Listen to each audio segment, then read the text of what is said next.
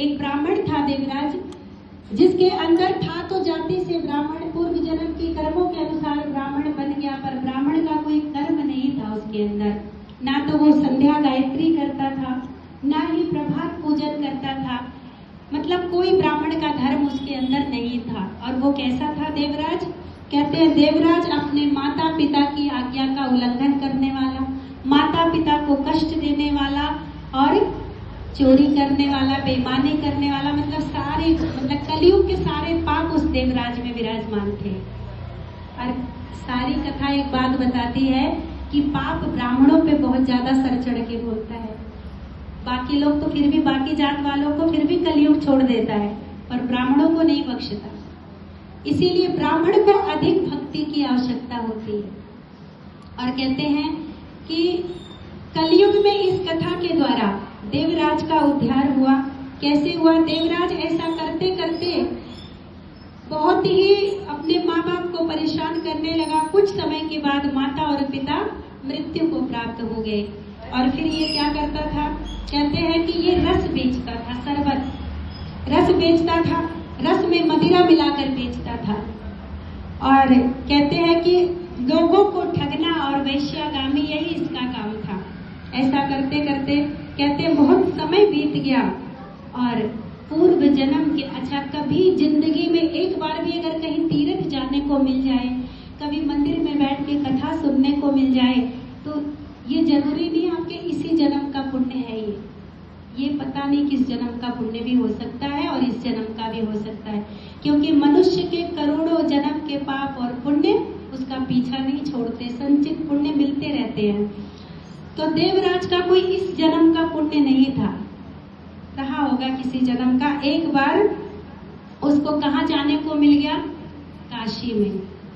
कुछ भक्त समाज जा रहे थे, तो काशी में एक झूसी प्रयाग है, वहां पे गया और वहां जाकर के उसने देखा कि एक शिवालय, और उस शिवालय में शिव महापुराण की कथा हो रही थी, जैसे आज इस देवालय में शिव महापुराण की कथा हो रही है। तो कहते हैं कि ये चला गया, देव योग से चला गया, और ये कोई भक्ति के लिए वहां नहीं गया, ये ठिकाना पाने के लिए गया। और जब वहां गया तो क्योंकि पैदल चला इतना दिन से, तो इसको बुखार हो गया, और बुखार होने के कारण अब रुकना इसकी मजबूरी हो गई। अब ये वही बेचारा, जब तक कथा हुई 7, 8, 9 दिन की, जितने दिन की भी थी, देवराज वहीं पड़ा रह गया, और ना चाहते हुए भी व्यास महाराज की वचन जो है उसके कानों में जाते रहे। ऐसा करते करते कथा संपन्न हो गई, भोग भंडारा सब कुछ हो गया, प्रसाद भी उसके भाग्य में था, प्रसाद भी मिल गया, और 1 महीने तक उसी देवालय में वो रहा। 1 महीने के बाद समय पूरा हुआ और चल दिया। जब ये चल दिया देवराज, तो सबसे पहले कौन लोग आए? यमराज के दूत आए, क्योंकि पूरे जन्म का लेखा जोखा बड़े मजबूती से किया था, और इसको मारते पीटते लेकर पहुंच गए। पर इतने में ही भगवान भोलेनाथ के आ गए दूत। इन्होंने कहा अरे वो तो हमारा था, वो कहाँ चला गया? तो बताए भैया वो तो गया यमपुरी। अब यमपुरी में जब पहुंचे तो यमराज ने देखा कि भाई ये लोग आए हुए हैं शिव जी के दूत, तो इन लोगों की पूजा अगवानी किया और पूछा गया, तो बोले महाराज ये हमारा था, ये आपके यहाँ कैसे आ गया? तो धर्मराज बोले ये आपका कैसे था? इसने तो पूरा जीवन कुछ अच्छा नहीं किया, तो कैसे था आपका? बोले कोई बात नहीं, अंतिम समय कोई, अगर भगवान इतना बड़ा ऑफर देते हैं, अगर अंतिम समय भी कोई अच्छा कर्म कर जाए ना, तो वो भगवान के धाम जाने का अधिकारी है। लेकिन अब ये सोचकर आप लोग ये मत सोचो कि हम अंतिम ही समय में करेंगे, क्योंकि बड़े बड़े करने वाले भी अंतिम समय में नहीं कर पाते हैं।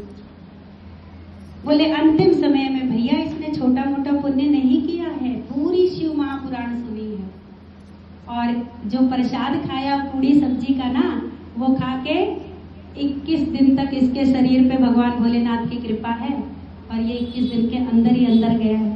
तो इसीलिए ये तो कहाँ जाने का अधिकारी है? कैलाश जाने का अधिकारी है। भोलेनाथ बोले हैं कि लेके आओ उसको। इस तरह से देवराज का उद्धार होता है, देवराज कैलाश में जाता है और भगवान शिव का पार्षद बनता है। बोल शंकर भगवान की। तो शिव